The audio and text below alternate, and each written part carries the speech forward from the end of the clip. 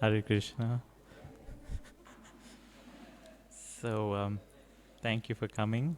Welcome to we're continuing our series on What is the Difficulty, the book by Shrutakirti Prabhu, Prabhupada's longest serving personal servant. So, today we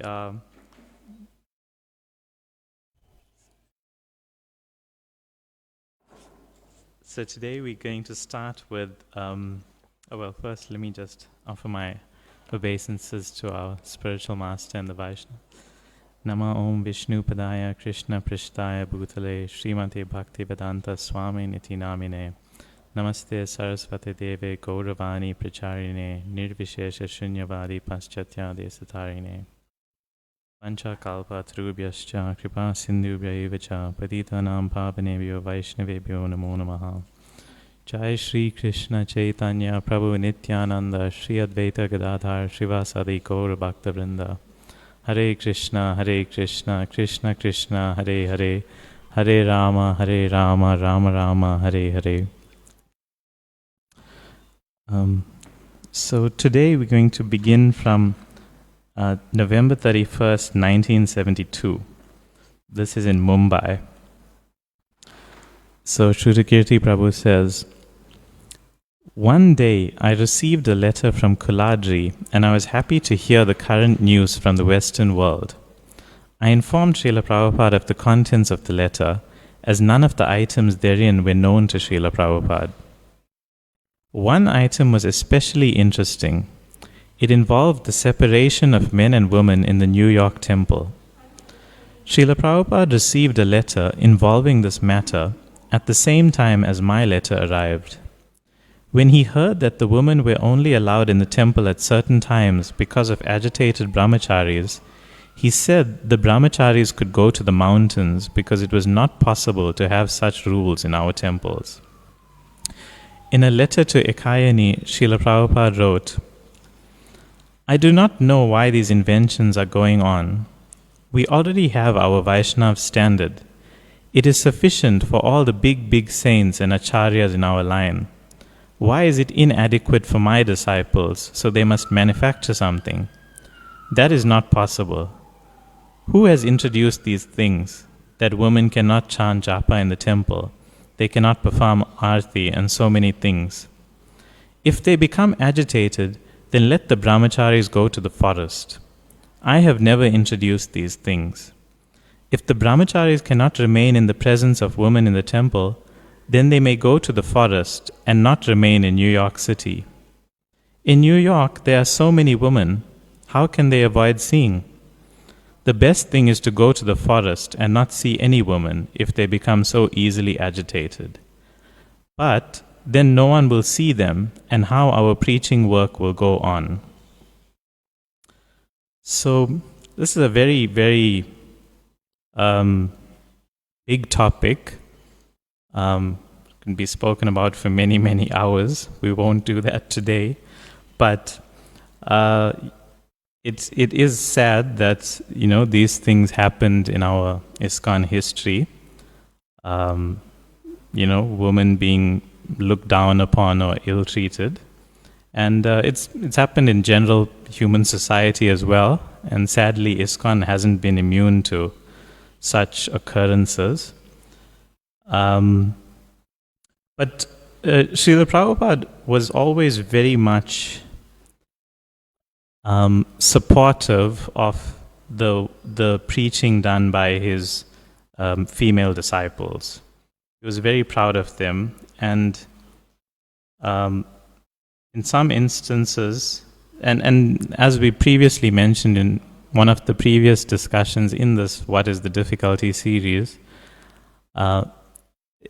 he was receiving lots of criticism from his god brothers because of allowing women to live in the temple. And however, what he mentioned to Shrutakirti Prabhu is that this is the reason I've been successful, because I've made this adjustment. Traditionally in India, women didn't live in the temple, but Srila Prabhupada allowed women to live in the temple, and he attributed a lot of his success to that, and despite the criticism of his godbrothers. And then he further, in Chaitanya Charitamrita, Adi Leela 7:31 and 32 purport, he very, very emphatically makes the point. He says, Srila Prabhupada's purport says, Lord Chaitanya Mahaprabhu wanted to invent a way to capture the Mayavadis and others who did not take interest in the Krishna consciousness movement. This is the symptom of an acharya. An acharya who comes for the service of the Lord cannot be expected to conform to a stereotype, for he must find the ways and means by which Krishna consciousness may be spread. Sometimes jealous persons criticize the Krishna consciousness movement because it engages equally both boys and girls in distributing love of Godhead. Not knowing that boys and girls in countries like Europe and America mix very freely, these fools and rascals criticize the boys and girls in Krishna consciousness for intermingling. But these rascals should consider that one cannot suddenly change a community's social customs. And this is a very important part. He says, however, since both the boys and the girls are being trained to become preachers, those girls are not ordinary girls, but are as good as their brothers who are preaching Krishna consciousness. Therefore, to engage both boys and girls in fully transcendental activities is a policy intended to spread the Krishna consciousness movement.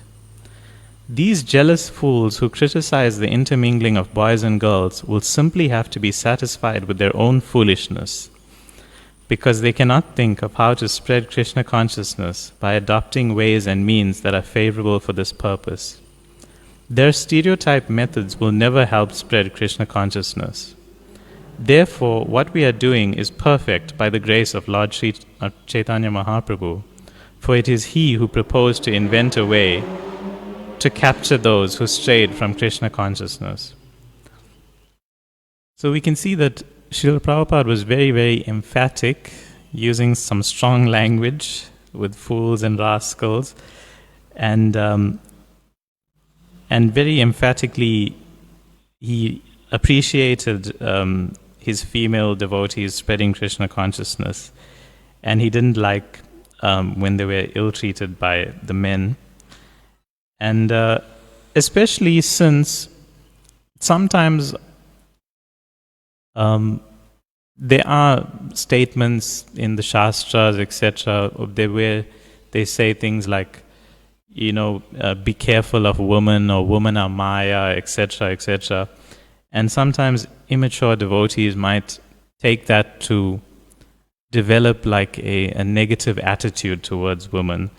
But I think Prabhupada makes very clear distinction between the Vaishnav, the devotees, and ordinary women. Like one thing Mother Yamuna remembers, she says, I was present on 4 occasions when Srila Prabhupada repeated the Chanakya adage, never trust a woman or a politician. This is it's Chanakya Pandit, somewhat famous adage, never trust a woman or a politician. And what Mother Yamuna says, on each occasion, Srila Prabhupada looked me in the eye to see my response. On the last occasion in Bombay in 1973, he quoted the saying, heartily laughing in front of a small group of men. Then he said, what do you think, Yamuna? Immediately I retorted, of course it is true, Srila Prabhupada. Whereupon he became grave, looked at me with great feeling and said, but you are not a woman, you are a Vaishnav. So, Prabhupada he distinguishes between a woman and Vaishnavas or devotees, whether they are in female bodies or male bodies. He appreciates the service of all of them. And he didn't appreciate when his male devotees would, introduce certain standards that applied where they were where the female devotees were not allowed to do certain things, and they were only allowed to do things like, for example, lead kirtan and have class and things. So Prabhupada says, I have never introduced these things. And yeah. And also we see even in the scriptures that sometimes it's not like a rule that men are superior to women, because even we see even from Krishna's times, when Krishna was telling his cowherd boyfriends to go beg some alms from the brahmanas, they were quite rejected because the brahmanas were illusioned. And then after that he told them, okay, ask the wives of the brahmanas. And then the wives, who were all devotees of Krishna, they all happily supplied the cowherd boys with food. So we can see that in that instance, the wives of the brahmanas were actually more advanced than their husbands. So it's an important thing not to develop any consciousness of men looking down upon women or women looking down upon men. We have to try and become transcendental to these bodily designations. So the next pastime is from 12th December 1972. This is in Ahmedabad. It's a bit long, but I think it's full of a lot of sweet things, so I'll just read it. Sridhar Prabhu says, here in Ahmedabad, we were staying at a life member's house. Srila Prabhupada had been in India now for over 2 months, and I was getting my first taste of what it was like to be sick in India. He would give lecture every evening at a pandal. One evening, during Srila Prabhupada's lecture, I felt very weak and feverish. I could not keep my head up, and I was nodding. At the time, I had no idea what was wrong with me. I had never felt so ill. Srila Prabhupada stopped his lecture and looked right at me. Wake up, he told me. If you require sleep, go and sleep. That was all I needed. I tried hard to keep my back straight and head up for the rest of the lecture. I made it through without another incident. I do not remember ever feeling so sick. After the lecture, I went into Srila Prabhupada's room and said, I do not understand what is wrong with me. I feel very ill. I never get sick. I haven't been sick in years. Srila Prabhupada looked at me with surprise. Really? That is very wonderful, he said. To be sick and in difficulty is the natural condition of life. You are very fortunate. In the material world, one is normally diseased. He mercifully told the lady of the house of my condition and asked if she could help take care of me. She put me in bed in the master bedroom and made me a bowl of tomato soup. Srila Prabhupada came in to make sure I was okay. I felt better knowing how much he cared about me. She then called in a homeopathic doctor who gave me some small round sugar pills from his black medical bag. The next morning I felt stronger and continued with my service. So it's very sweet how caring Srila Prabhupada was of Sridhar Prabhu, that he was taking personal care of his personal servant, and also his Srila Prabhupada's perspective on illness. He's saying you are very fortunate. To be sick and in difficulty is the natural condition of life. So he's trying to give an added perspective on the illness, and later on we'll see this repeated, so I'll just continue. 2 weeks later, we were in Bombay, staying at Kartikeya Mahadeviya's flat. Just before the sun rose, we left in the ambassador car to where Srila Prabhupada often took his walk while he stayed here. We were all walking along the waterfront as the sun peeked over the horizon. Within a few minutes, Shamsundar Prabhu looked into my eyes and started laughing aloud. Before I could ask him what was so funny, he said with a smile, "Boy, are your eyes yellow. You have jaundice." I did not know what it was, although I heard Srila Prabhupada speak about it in lectures, when he used it as an analogy for our material condition. He said when you have jaundice, the cure is to take sugar candy in water. It will taste bitter, but as you become healthy, it will taste sweet. Sham Sundar explained all the symptoms to me. Finally, the weakness I had been feeling for the past few weeks made sense. Now diagnosed, I felt worse. I dragged myself along for the rest of the walk. After returning to Kartikeya's flat, I walked into Srila Prabhupada's room and offered my obeisances. Srila Prabhupada, I have jaundice, I said with alarm. He looked at me with surprise and said, "Oh, what are the symptoms?" "My urine is dark," I explained. "I have no appetite and feel very weak." He said, smiling. "Perhaps I have jaundice also." He had such a sense of humor, again reminding me of how being sick is the normal condition in the material world, and also letting me know how the body feels when it becomes old. Srila Prabhupada knew very well the symptoms of all disease. After all, he was a pharmacist for years. As far as I could tell, he knew everything. I continued. Tamal Krishna Maharaj and the other devotees suggested that perhaps I shouldn't cook for you, because jaundice is highly contagious. Even touching your plates and preparing the food would be dangerous. "No, that's all right," he said with a smile. "Do you have the strength to do your service?" I said I did. He then said, "You go ahead and do your service. There is nothing to worry about." Due to Srila Prabhupada's benediction, I continued my duties, even going on the morning walk, massaging him and cooking throughout my illness. It was sometimes difficult for me to understand Srila Prabhupada's humor. Looking back, I understand that in the material world, we all have our skin disease, thinking we are this body. As long as that is our consciousness, we are diseased. Now that I am in my 50s, I see that it is rare to feel completely healthy, free from all pain and weaknesses. When I visited Kartikeya Mahadeviya's flat in November in 2005, I was told more about the mercy of my spiritual master.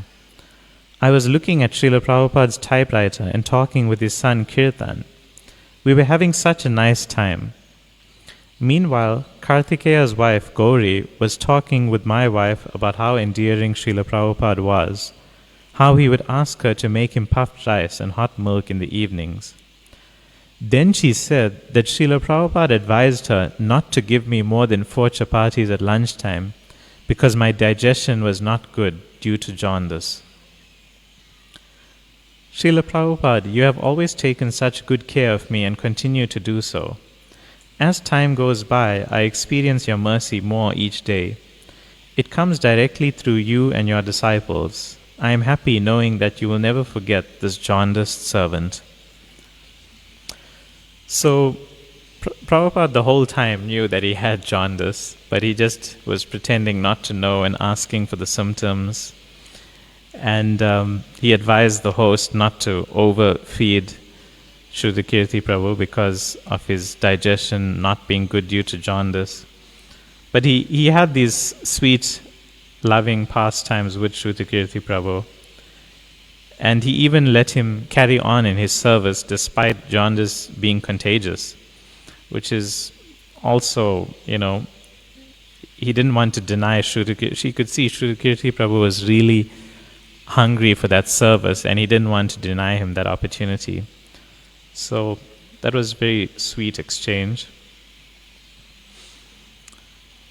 The next one is, it's also a bit on the longish side, so maybe we won't have time to go through this one, but maybe we'll just pause for some questions or comments, if there are any.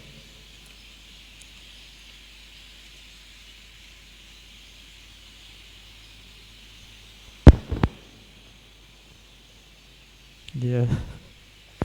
Thank you, Nashvin Prabhu. I was thinking about that point that we were reading about how Srila Prabhupada he let the ladies live in the temple, and he made adjustments for the purpose of preaching.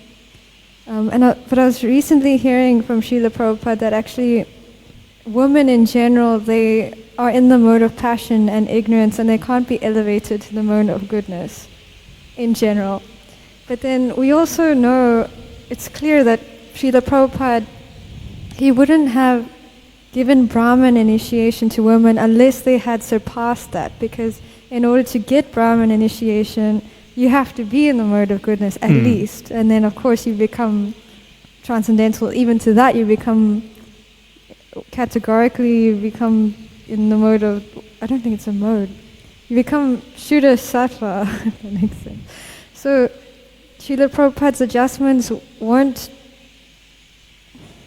just considering upadhis, designations, but actually considering the devotees becoming transcendental to that. Yeah, no, definitely. There's definitely the element of becoming completely transcendental to the bodily designations. And we find that even in the scriptures where, certain comments may be made, like women are in the mode of passion, I think even, generally, I think even in Bhagavad Gita, you see women, Vaishyas and Sudras are kind of collected, or, they kind of dealt with together, like generally that's a lower category of people.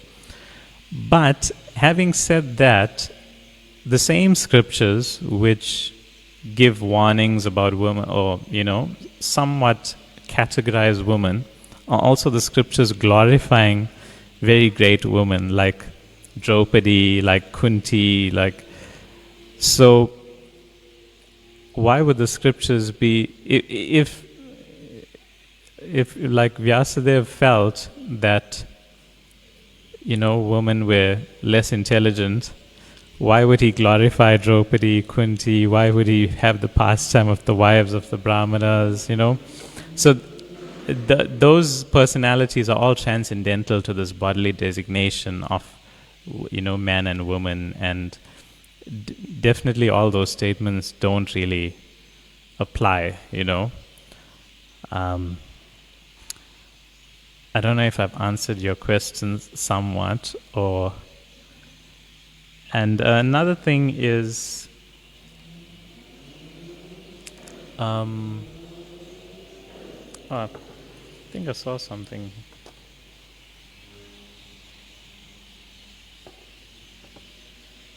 Anyway, we can look at it later. So is that any more questions, or should I continue? Okay. That was it. Thank you. Okay. So I think we won't have time to do this very long pastime, so I'll just skip it and do another one, which is very sweet, where Prabhupada was interacting with Saraswati, who is the daughter of Shamsundar Prabhu and Malati. And she says, and here Shrutikirti Prabhu describes her and says, she was the most fortunate little girl. She was the only person I knew who was able to go in and out of Srila Prabhupada's quarters unannounced. She seemed to appear out of nowhere like a tiny Narad Muni in different temples around the world. She always ended up in Prabhupada's room. Then as quickly as she appeared, she disappeared. He enjoyed her company. Sometimes she sat on his lap. Other times, like a grandfather, he affectionately teased her. She always had prasadam in her hands or mouth. Srila Prabhupada observed this and supplied her with sweets from a container on his desk. And then there's a sweet pastime where Srila Prabhupada tells her, "You are always eating. You know what you remind me of, Saraswati? You remind me of New York City, the garbage trucks. Do you know the garbage trucks in New York City?" She nodded. In New York City, they have these big garbage trucks. They go down the street and workers put garbage in. And then Prabhupada extended one arm over his head and the other towards the floor, and he made the noise of the garbage truck. It's just written Zoom here. I don't know how to pronounce it myself. But he was basically reenacting the garbage truck with little Saraswati. And she was very intimately connected with Prabhupada. And one other pastime that's mentioned in the Leelamrita that I just found really sweet, with Saraswati coming into Prabhupada's room. One day when she came into his room, he asked her, "So, are you old enough to go to Gurukul?" "No," she said, shaking her head. "Come here, I am going to put a stamp on your forehead, and then we are going to put you in a red mailbox and send you to Gurukul." Saraswati began to cry, "Malati, Malati, I don't want to go," and ran and hid behind her mother. "Come on, Saraswati," Prabhupada coaxed. "Come sit on my lap and I will give you some prasadam." She came and sat on Prabhupada's knee. "Now get me the stamps, Purushottam," he teased. "We are going to send her to Gurukul." Saraswati shrieked and ran to Malati. To Srila Prabhupada, Saraswati was a pure spirit soul, but because she was in a small child's body, he didn't teach her philosophy. He teased her, gave her prasadam, and treated her with the affection of a grandfather. But through her attachment to him, she would become attached to Krishna. So, I thought these are just very sweet interactions between Prabhupada and little baby Saraswati. And still, even though they were, someone might wonder, he's not really teaching her philosophically, but he was making her attached to him so that she would develop her Krishna consciousness that way. Oh, okay. And one other time with Saraswati, he actually did do something quite philosophical, where he had the deity of Krishna hidden behind his back. And he asked Saraswati, "Where's Krishna? Where is Krishna?" And Saraswati was in all anxiety and said, "I don't know." And then the question was asked, "Who has Krishna?"